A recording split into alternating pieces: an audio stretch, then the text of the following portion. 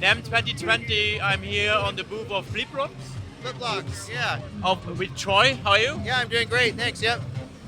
You have a new company last year launched, already last year. Yeah, so we launched the original Blipblox in 2018 here at NAMM, and we've had great success with it. We have thousands of kids now enjoying electronic music and getting into synthesizers. It's been a lot of fun.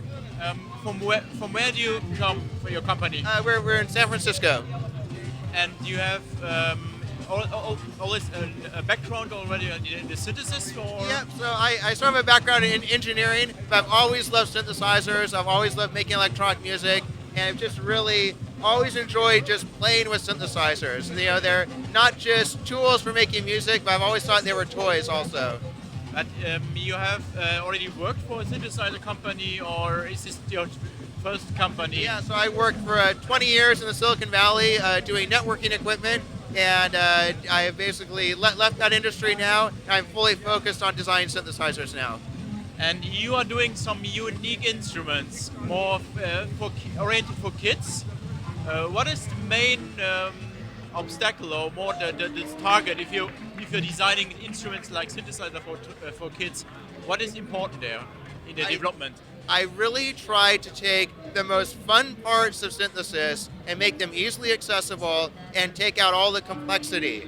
So, you know, I try to basically bring out the most fun parts and sort of hide the complexity. So it's just easy to quickly get into the most fun parts of tweaking knobs and playing with the synthesizer.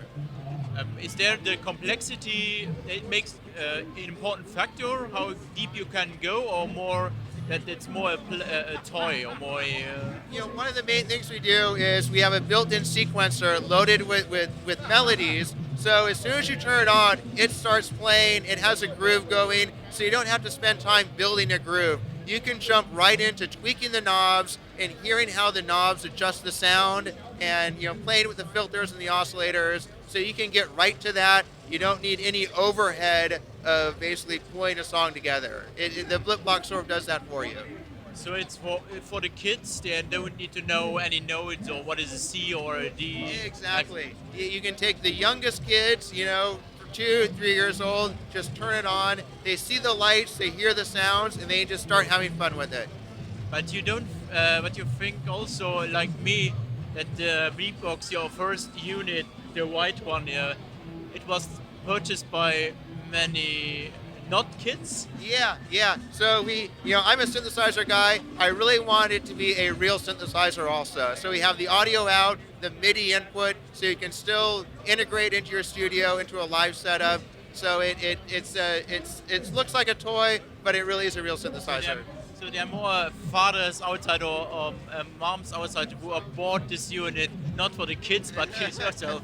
To adult kids? Yeah, they buy them for both, for sure. Yeah, so the kids can use it, and then the adults can use it too, for sure.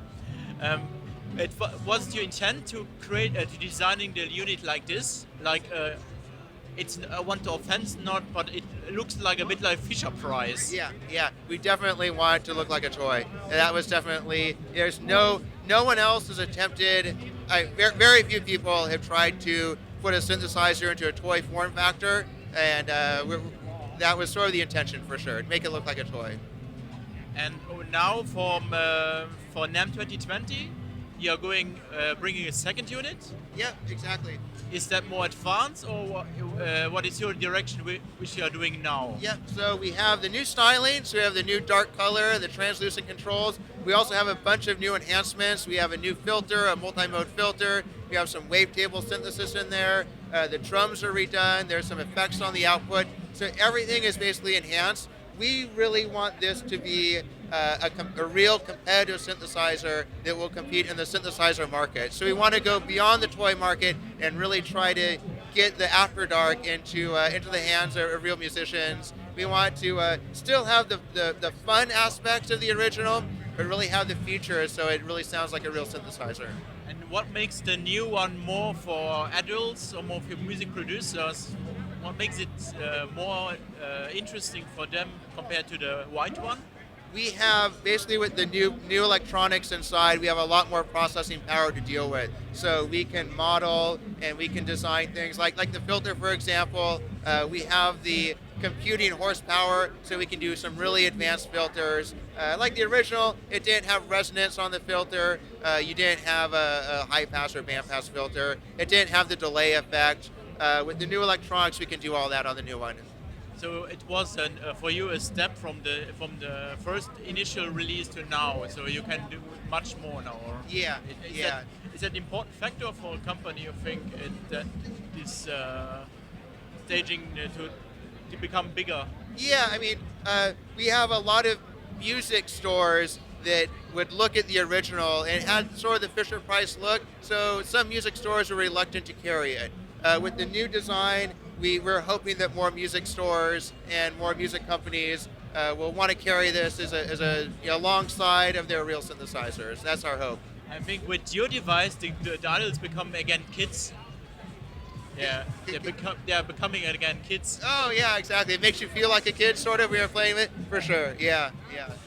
And can we check a bit more your new device? Yeah. It's the After Dark. Yeah, yeah. So let's. So we have this one connected to MIDI here. Kind of hear that new filter. We can adjust things like the resonance. We can hold down the snare drum. We can crank up the resonance.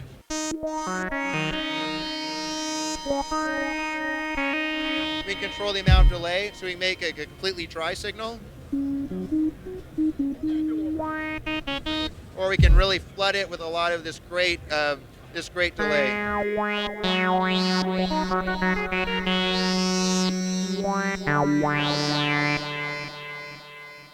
We can also hear some of the new drums here. We can edit the drums a little bit. We can play around with some of the different drum parameters.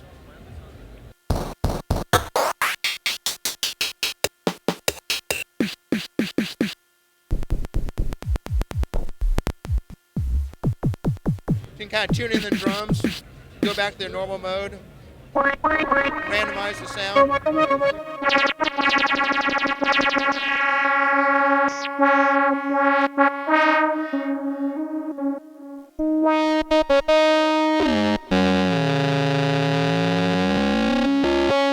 So we really try to have a wide range of sounds. You know, I don't like a synthesizer where you start to feel like you hear the same sound over and over. With the After Dark, really going for a wide range of different sounds. And you have built in this randomized feature, especially for creating instant new sounds for the kids, or yeah? Yeah, it's just, the randomize button is just one of the, you can just keep hitting it. There's enough different parameters now that every time you press it, you should be able to get really a great new sound. Is it, how is the chance to get a good sound? Because it's always a problem with randomized features. Is there AI inside, or? It's pretty simple. It basically, there's 16 different oscillator schemes, so it randomizes that. There's a 3x3 modulation matrix, so that gets randomized. So yeah, there's just a few parameters in there that it's adjusting. It's pretty simple, but there's enough stuff going on that you can get a lot of good variation of sound. Okay, and you plan it for releasing it? Is it for already a Kickstarter, or is it you? Yeah, so we're playing a June release. So we're around June 2020. The After Dark should be available. Our original, the original Blipblox is available now. Oh, and the black one is coming in June, yeah? Yep. So we're just announcing this here at NAMM, and it'll be available in June. Okay, and the form factor is the same. Yeah. The shape is the same. The signal flow is the same. It's just we have some new enhancements in this. So you not only change the color of it from white to black, but also the engine. Yeah, exactly. So it has all new electronics, all new software. So it really is it has a very unique new sound to it. Okay. Thank you, Troy. Yeah, thanks so much. Have a nice NAMM show, and big thanks for watching. Hope to see you again in one of the next videos. Bye.